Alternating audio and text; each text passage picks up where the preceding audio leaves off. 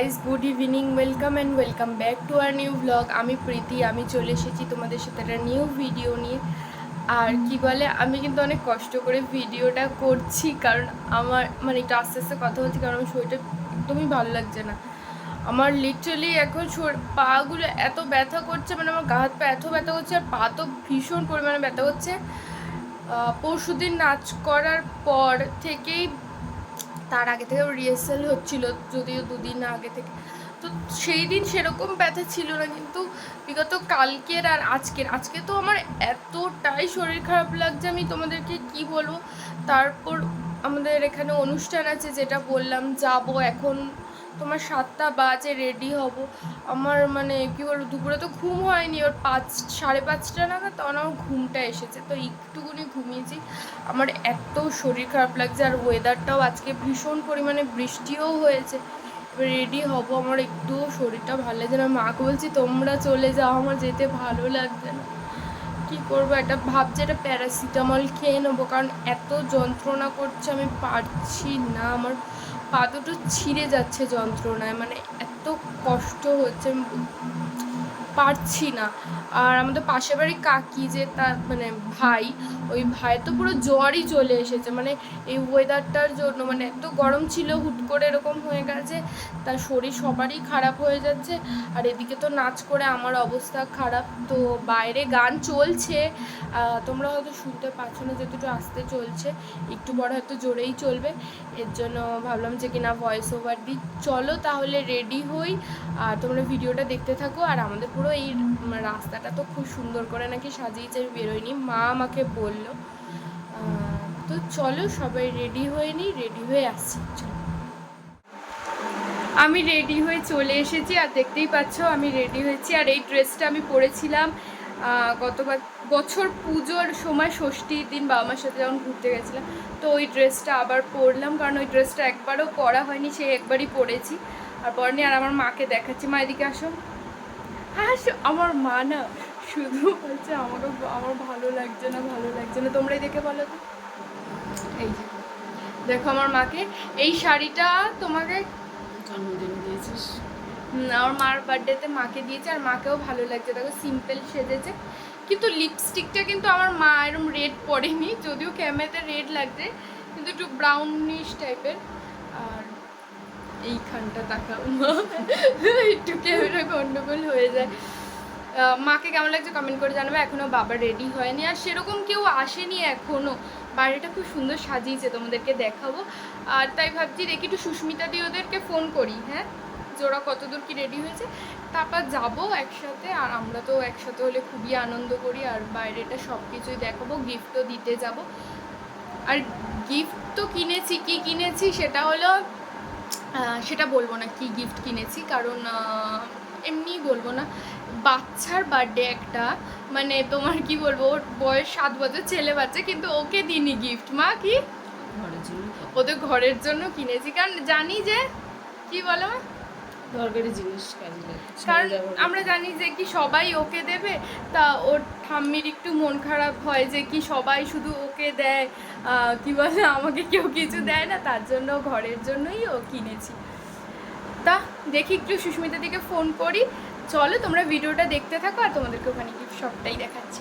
চলো, এই হলো বার্থডে বয়, আর আমি ভিডিও করছি দেখেও ভালোভাবে দাঁড়ালো, কারণ জানে যে কি আমি এই ভিডিওটা ইউটিউবে দেবো, ও নিজেকে দেখতে পাবে, তাই ভালোভাবে দাঁড়ালো। আর এদিকে আমার ভাই এসে এত দুষ্টুমি শুরু করে দিয়েছে, মানে কি বলবো তোমাদেরকে।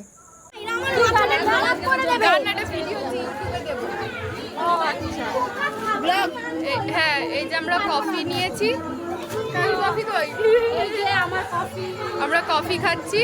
আর এই যে মা এখানে, সৃষ্টি না বাদ হয়ে গেছে। আমার মার আগে কফিটা খাওয়া হয়ে গেছে, কারণ আমার মার গরম গরমই খেয়ে না, আর আমি গরম একদমই খেতে পারি না, তাই আমি একদম ঠান্ডা করে খাচ্ছি। সেদিন পড়েছিল প্রচুর গরম, আর চিকেন পকোড়া আনতে গিয়ে সে 2-3 বার আনতে গিয়ে ফেরত চলে এসেছি, কারণ বারবার চিকেন পকোড়া শেষ হয়ে যাচ্ছিল। আর এদিকে চিকেন পকোড়াটা খুব গরম ছিল আর সাথে কোল্ড ড্রিঙ্কস ছিল, তাই নিয়ে এদিকে চলে এসেছিলাম, টেবিলে বসে খাচ্ছিলাম। তা সবাই খাচ্ছিল, যেহেতু এখনও সেইভাবে ব্যাচ বসেনি, তাই ফ্যানের হাওয়া এদিকে এসে মা আর আমি বসে খাচ্ছিলাম। আর আমার মার অবস্থা দেখো, মার কদিন ধরে শরীরটা এতটাই খারাপ যে চোখ মুখ ঢুকে মায়ের অবস্থা খারাপ। আর এদিকে না একজন না আমাদের সাথে কথা বলে না, মানে আমাদের সাথে একজনের কথা হয় না, আমরাও বলি না তারাও বলে না। আর সে না ভুল করে অন্য কাউকে ভেবে আর কথা বলেছে, আর তারপর তাকিয়ে দেখছে যে আমরা, তাই নিয়ে মা আর আমি এখানে হাসাহাসি করছি যে আমাদের সাথে ভুল করে মনে হয় আমাদেরকে অন্য কেউ ভেবে বলে দিয়েছে। আর এখানে সত্যি কথা বলতে চিকেন পকোড়াটা বেশ ভালো ছিল, কিন্তু যাই বলো না বলো, এই গরমে তো আমার কোল্ড ড্রিঙ্কসটা খেয়েই আরাম লাগছিল। আর আমাকে কেরম লাগছে তোমরা কিন্তু জানাবে অবশ্যই। আর এই দেখো আমার মাকে হচ্ছে একটু ক্যামেরার দিকে থাকো, এবার মা বলছে যে কোন দিকে তাকাবো বুঝতেই পারছে না, তাই মাকে আবার দেখিয়ে দিলাম। আর এই দেখো গেটটা এইভাবে সাজিয়েছে, আর গেটটার সামনেটা কত সুন্দর লাগছে, আর গলিটা খুবই দারুণ লাগছে, টুনি লাইট ফাইট দিয়ে খুব সুন্দর করে সাজানো হয়েছে। আর এই দেখো আমার মা ঘেমে অবস্থা পুরো খারাপ। এদিকে পূজাদির ছেলে এসে দেখো না চুপ হয়ে গেছে একদম, সবাই লোকজনকে দেখছে আর ওর গরমও লাগছে, তার জন্য ও দেখো চুপ করে আছে। আর এদিকে পূজাদি ওর ছেলেকে কোল্ড ড্রিঙ্কসের লোভ দেখাচ্ছে। আমি বলছি যে পূজাদি লোভ দেখাচ্ছিস, এখানে সুস্মিতাদির দেখো গরমে অবস্থা খারাপ, মোটামুটি সবার অবস্থা খারাপ। সুস্মিতাদির তো এত গরম লাগছে চুল গুটিয়ে নিয়েছে। এখানে প্রিয়াঙ্কাদি রয়েছে, বৌদি আছে, এই যে বৌদি, এখানে সবাই মিলে আমরা গল্প করছি, এটা আমাদের একটা গ্রুপ বলতে পারো। আর এদিকে পাড়ার সব জামাইবাবুরা আছে, পাড়ার দাদারা আছে। এদিকে দেখো তাপসদার ভুঁড়িটা নিয়ে সন্তুদা দেখাচ্ছে। আর এদিকে সুস্মিতাদি তো প্রচুর ঘামছে, মানে অবস্থা পুরো খারাপ হয়ে গেছে। আর এই দেখো আমার মায়ের অবস্থা দেখো, ফুচকা খাচ্ছে। আর এদিকে ভাবছে আমি ফটো তুলছি বলে পোজ দিচ্ছে, আর আমি বলছি যে কি আমি ফটো তুলছি না, তাও ভাবছে যে আমি ফটোই তুলছি। দেখো, তা আমি বললাম যে ঠিক আছে তোমরা পোজই দাও, এর জন্য আমি ভিডিও করে নিলাম একটুখানি। আর এই দেখো কাকাকে জোর করে নিয়ে কাকি ভিডিও করছে, কাকা পুরো অত্যাচারিত হয়ে আছে। আর কাকার মুখটা দেখে তো তোমরা বুঝতেই পারছো জোর জবরদস্তি কাকি নিয়ে ভিডিও করাচ্ছে।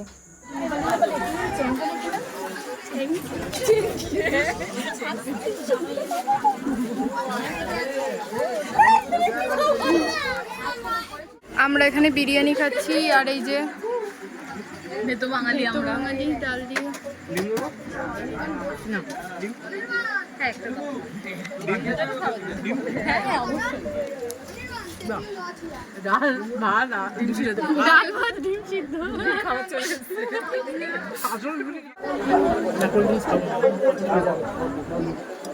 কোল্ড ড্রিঙ্কস খাওয়া খেলে আর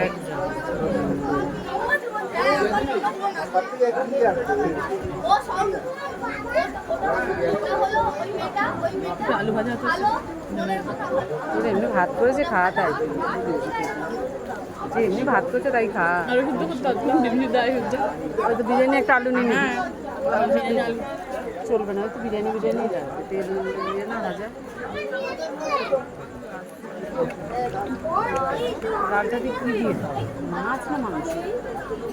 এই তো ডিম দিয়ে খাচ্ছি আমি, সেটা বলছি, মানে এটা শুধু মাছ তো, মাছ ঠিক আছে, বললাম মাছ না। আমি একটা মাংস নেবো একটু এক পিস আমার মাংস আছে, করেছে জাল দেবে।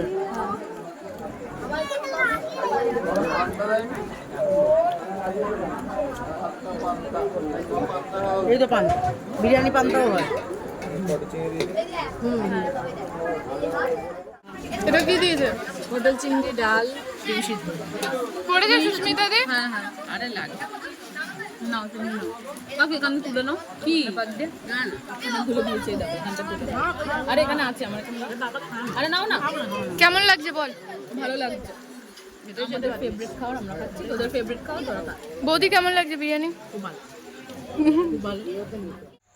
খাওয়া দাওয়া করে আসলাম, আর মা যেহেতু তোমার বিরিয়ানি একদমই গন্ধ সহ্য করতে পারে না, আমার মা তো বিরিয়ানির গন্ধ সহ্যই করতে পারে না, তাও তো আমাদের সাথে বসে খেলো। যেহেতু সুস্মিতা দি খাবে ডাল, মানে ও রাইস খাবে, ও বিরিয়ানি খাবে না, এর জন্য মা বললে যে তার জন্য আমি বসে খাচ্ছি। তা আমি আর বৌদি বিরিয়ানি খেলাম, আর মা সুস্মিতা দি রাইস খেলো তোমার।